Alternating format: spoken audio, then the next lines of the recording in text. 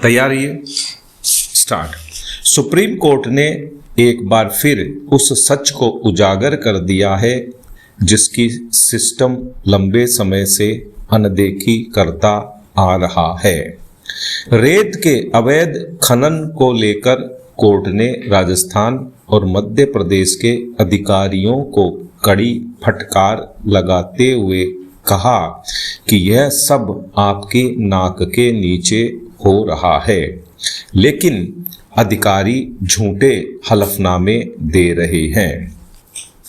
चंबल अभयारण्य क्षेत्र में रेत के अवैध खनन के मुद्दे पर सुनवाई के दौरान कोर्ट ने मध्य प्रदेश के मुरैना में वन आरक्षक की ट्रैक्टर से कुचलकर हुई मौत और अवैध खनन जारी रहने को लेकर जो कुछ कहा वह सरकारों को चेताने वाला है। कोर्ट ने साफ कहा कि अगर कोई राज्य अपने अधिकारियों और प्राकृतिक संसाधनों की रक्षा नहीं कर सकता तो उसके होने का औचित्य ही क्या है।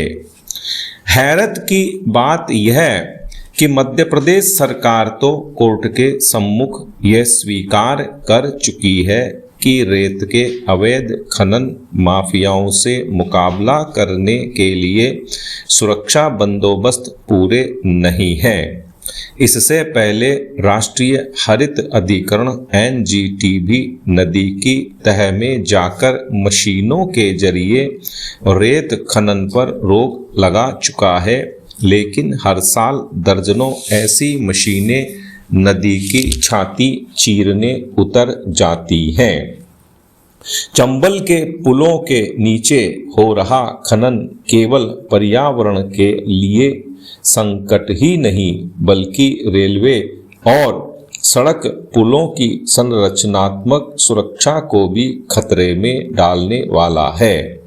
दरअसल रेत का कारोबार अब सफेद सोना बन चुका है। निर्माण कार्यों की बढ़ती मांग ने इसे इतना लाभकारी बना दिया है कि माफियाओं ने इसे संगठित अपराध का रूप दे दिया है। पनडुब्बियों से खनन जैसे तरीके इस बात का संकेत हैं कि तकनीक का इस्तेमाल अब कानून को दरकिनार करने के लिए भी हो रहा है। सवाल यह है कि जब अदालत और NGT जैसे संस्थान स्पष्ट आदेश दे चुके हैं तो फिर यह काला कारोबार किसके संरक्षण में फल फूल रहा है। मध्य प्रदेश और राजस्थान दोनों ही राज्यों में ऐसे कई उदाहरण सामने आए हैं जहां कार्रवाई की खानापूर्ति तो होती है पर समस्या जस की तस बनी रहती है। यह भी विडंबना है कि जिन अफसरों पर निगरानी और कार्रवाई की जिम्मेदारी है उन्हीं की भूमिका पर सवाल खड़े होते रहे हैं। समस्या के समाधान की दिशा में पहला और सबसे जरूरी कदम जवाबदेही की स्पष्ट रेखा खींचने का है। किसी भी क्षेत्र में अवैध खनन होने पर संबंधित जिले के शीर्ष प्रशासनिक और पुलिस अधिकारियों की जिम्मेदारी तय हो। वहीं तकनीक का इस्तेमाल निगरानी के लिए किया जाए। ड्रोन सर्विलांस, सैटेलाइट इमेजिंग और GPS ट्रैकिंग जैसे उपाय अब विकल्प नहीं अनिवार्यता बन चुके हैं। इसके साथ ही खनन नीति में पारदर्शिता और सख्ती दोनों जरूरी हैं। सुप्रीम कोर्ट को भी ऐसी सख्ती दिखानी चाहिए जिसमें अफसरों के लिए लापरवाही की कोई गुंजाइश न हो। यह इसलिए भी जरूरी है क्योंकि जब पुलों के नीचे की रेत खिसकती है तो केवल ढांचा नहीं भरोसा भी हिलता है। भारत सहित अधिकांश निम्न और निम्न मध्यम आय वाले देश आज बीमारियों के दोहरे भार का सामना कर रहे हैं। एक और टीबी, मलेरिया, HIV हैजा जैसी संक्रामक बीमारियां अब भी जानलेवा हैं, वहीं दूसरी ओर हृदयाघात, स्ट्रोक, कैंसर जैसी असंक्रामक बीमारियां तेजी से बढ़ रही हैं। ये दोनों ही प्रकार की बीमारियां व्यक्ति, परिवार, स्वास्थ्य प्रणाली और पूरे समाज पर भारी आर्थिक बोझ डालती हैं।